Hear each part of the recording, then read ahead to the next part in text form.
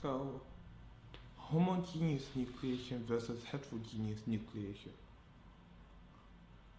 Homogeneous nucleation is less favorable than heterogeneous nucleation, as it requires the spontaneous nucleation events to occur.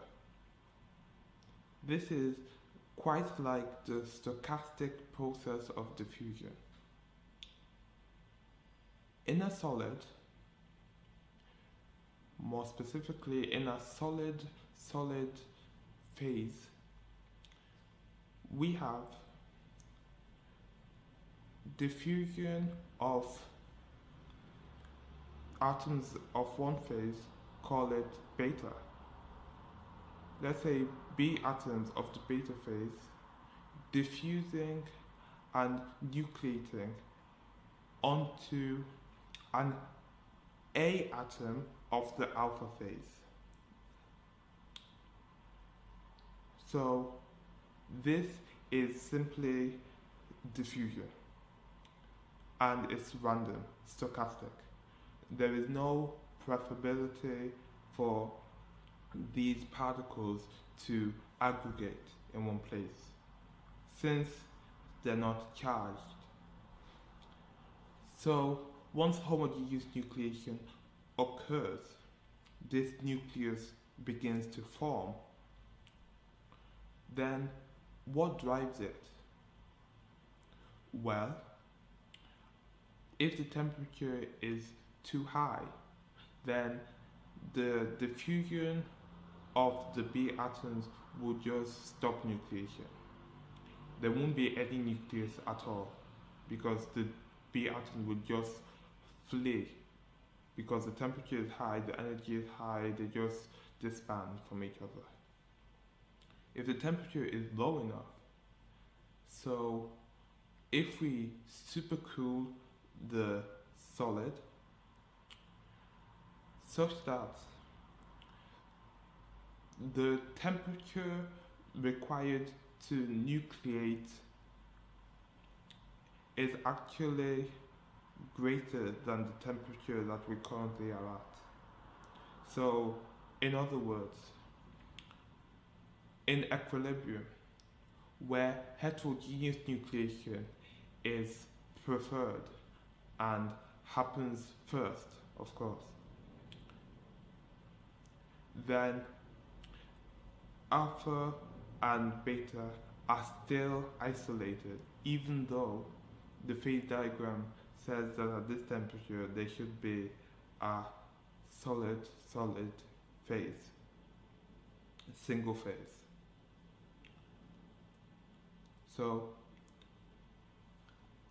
in homogeneous nucleation, there is a strain energy that is evolved by nucleating due to the fact that you are actually trying to squeeze atoms against this A atom, squeeze B atoms, force them together.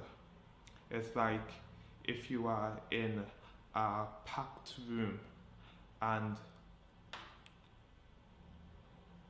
or if there is only a few people in a room like this one and all of a sudden lots of people come and gather around him or her, then the person is going to feel more uncomfortable. In a similar way, the atom, the crystal literally strains, it expands to accommodate this nucleus, this extra volume, basically.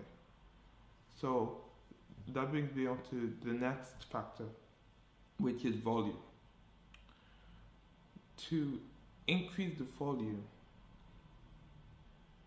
you increase the preferability to nucleate. Okay, so why doesn't nucleation just happen to infinity then? Because you get the largest volume. And to infinity just means to the boundary of the system. Well, actually, you have to overcome the surface energy. And of course, you have to overcome the strain energy as well. But the surface energy is kind of